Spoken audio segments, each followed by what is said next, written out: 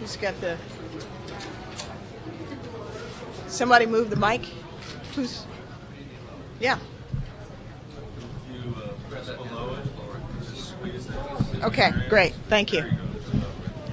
For weeks you guys have been hounding us, and then we're ready to talk. Nobody's here. All right. Well, good afternoon. I'm pleased to say that today, on behalf of the United States, Russia, China, France, the UK, Japan, and South Korea, we tabled a draft resolution to be considered by all colleagues on the Security Council, which we think provides a very strong, very credible, very appropriate response to the provocative nuclear test that North Korea launched and its subsequent activities. And we think that the message that the Council will send, should it adopt this resolution, is that North Korea's behavior is unacceptable. They must pay a price. They ought to return without conditions to a process of negotiations, and that the consequences they will face are significant. I would like to outline for you the nature of the consequences and measures, new sanctions imposed in this draft resolution. I'd also like to draw your attention to the fact that the resolution begins with a condemnation in the strongest possible terms of the nuclear test. It demands a number of concrete and specific actions from North Korea. And then it strengthens and enhances sanctions in 5 critical areas. In the first instance, this draft would impose a complete embargo on the export of arms from North Korea. These arms exports have been a significant source of revenue over the years for North Korea, and we think it important that that source of revenue be entirely curtailed.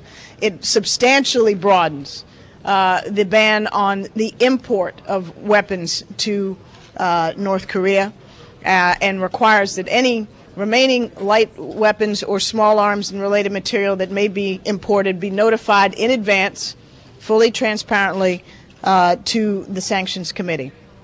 Secondly, this regime creates an unprecedented, detailed set of expectations and obligations regarding the inspection of suspect cargo believed to be carrying goods prohibited under Resolution 1718 and this draft current resolution. It would make it very clear that states are expected to inspect suspected contraband cargo on their territory, in their land, air, or sea. Secondly, it makes it very clear that states are expected to consent to inspection on the high seas if a flag vessel of their own is believed to be carrying contraband. It calls on all states to inspect suspect vessels with the consent of the flagship, and it makes it very clear that states that refuse to be inspected on the high seas are obliged under international law to proceed to an appropriate convenient port for mandatory inspection. It also makes it clear that any contraband that is indeed found must be seized and disposed of by the state that finds that material. It also has a provision which I believe is brand new and we think substantially enhances this regime, and that would prohibit the provision of bunkering services to DPRK vessels on the high seas believed to be carrying contraband. Bunkering services are things like the provision of fuel and other necessary materials for the operation of ships. The third area of additional sanctions is in the financial realm, where we have a very broad set of new authorities to prevent the flow of funds internationally that could in any way, shape, or form benefit North Korea's missile, nuclear, or proliferation activities.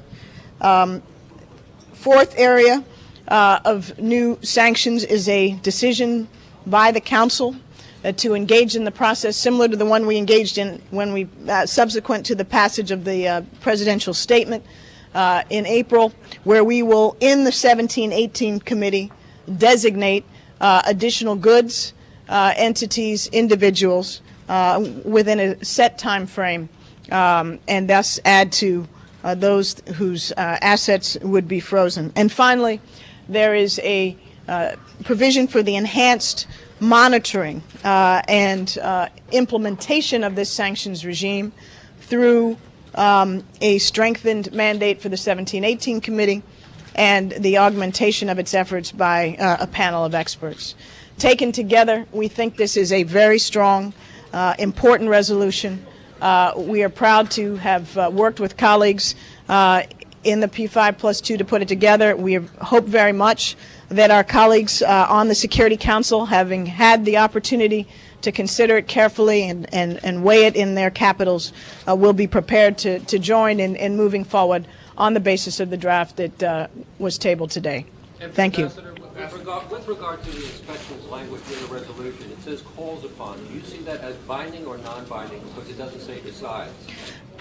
The resolution has a multi-step process in it, and it calls upon states to inspect on their own territory. It calls upon states to inspect on the high seas, and it calls upon states to consent to that inspection.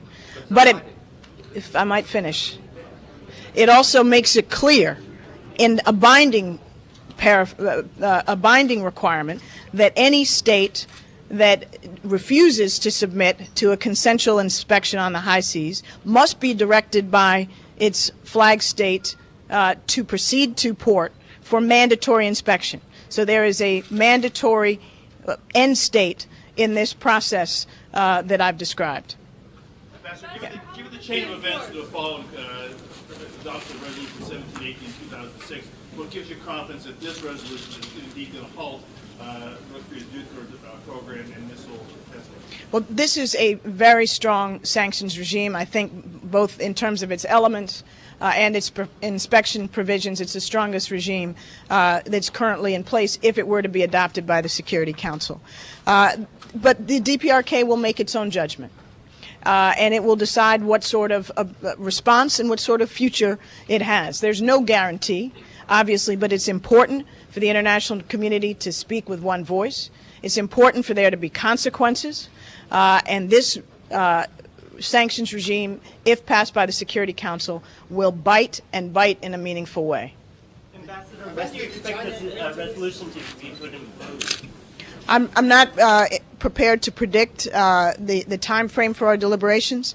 We all share a desire to move to completion on this as quickly as possible, but we also recognize it's very important for all the states on the Council to have due time to consider this draft. It's complex, it's detailed, and it will take some time in capitals. Mr. Rice, did China agree to this inspection regime because most of the cargo comes from China? Are they going to participate actively in this? China, the United States, Russia, Britain, France, South Korea, and Japan tabled this draft together as a consensus document and recommendation to the Council. So by definition, yes. You know, the change in language regarding cargo and inspections for anyone that decides to call it as a concession? I think what I've just described is that we have a series of steps that taken together are binding and credible.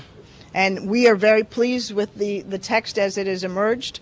We think it will create an unprecedented, strong regime for states to act to prevent the proliferation activities that we're all very concerned about. And we think also that it's crafted in a wise and balanced way to minimize the risk